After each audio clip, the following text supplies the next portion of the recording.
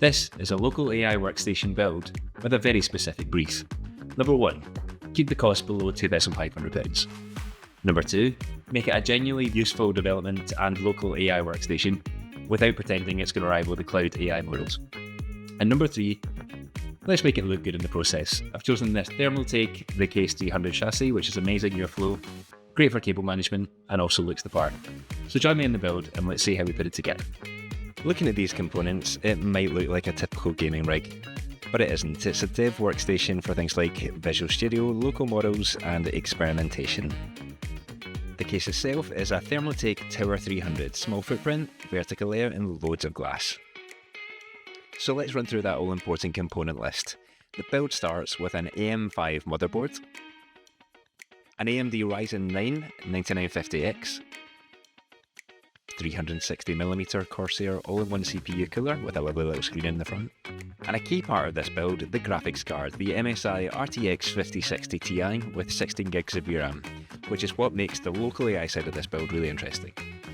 For 64 gigs of very expensive DDR5 memory, and a 2TB NVMe SSD, all underpinned by a Corsair 850W PSU. So let's make a start. For the CPU, I chose the AMD Ryzen 9950X instead of the X3D version. The X3D chips make a lot of sense for gaming, but this isn't really a gaming build. I wanted strong all-round compute, 16 cores, 32 threads, and fast single-core performance. I also wanted enough headroom for development work. I went with 64GB of DDR5. Local AI isn't only about the VRAM, the graphics memory, but when the model doesn't fully fit on the GPU, some workloads can spill it into system memory. I'll show you that later. It's slower than keeping everything on the graphics card, but it gives the build much more flexibility for larger models, coding tools, and dev work. Onto storage. I installed a Lexar 2TB NVMe drive. Fast storage really matters when you're moving models, project files, and development environments around. Once the board was ready and all the components were good to go, it was time to put the motherboard in the case. This is where the Tower 300 starts looking great on camera, but where the build starts getting a little bit fiddly. So let's get that motherboard screwed into its stands and take a look at it set in place. Power is handled by a modern modular Corsair PSU at 850 watts, which keeps things pretty clean. At least in theory. In practice, compact cases always turn into a negotiation between airflow, cable length, and patience, as you will see.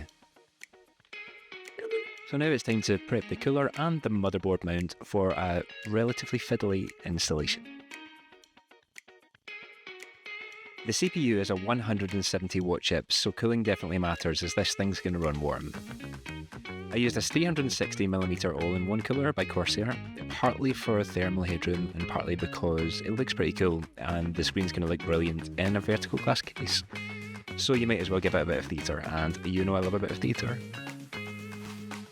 Okay, so this was probably the most involved part of the build. Getting that cooler lined up, screwed in and looking tidy takes an awful lot longer than the final edit will ever admit. Just tighten those screws by hand initially until you feel just a little bit of tension. Don't worry, we'll tighten them up with a screwdriver and just them off. And now time for that all important and very satisfying plastic peel. One thing I would say is just tighten those screws evenly so that the thermal paste applies evenly to the CPU's head. For local AI, the GPU is where things get interesting. It's not just about that raw speed, the VRAM matters because it determines what size of model you can realistically run locally. The card has 16GB, which gives me a useful amount of headroom for coding assistance, local models, and some experimentation without pretending that it can run everything. So let's get this thing installed. Remember, this isn't a monster workstation GPU, but that's kind of the point here. The build is about finding the practical middle ground between capable, private, and local on a machine that doesn't break the bank. Okay, graphics card installed. The important thing to note here is that we need to be realistic. A 16GB GPU will not run every huge model perfectly, but it does open the door to some genuinely useful local AI, especially smaller coding models, quantized models, and some private experimentation as well. At this point, it was mostly cable routing, checking connections, and trying not to trap anything behind the panels. Also pretending I had a perfect plan from the start, obviously.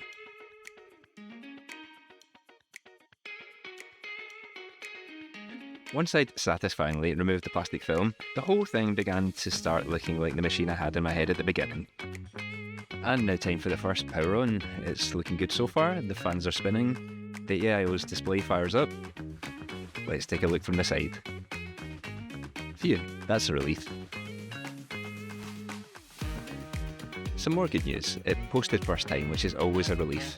From there it was BIOS checks, thermals, drivers, Windows, and of course making sure the machine was stable before doing anything fancy with our local AI tools.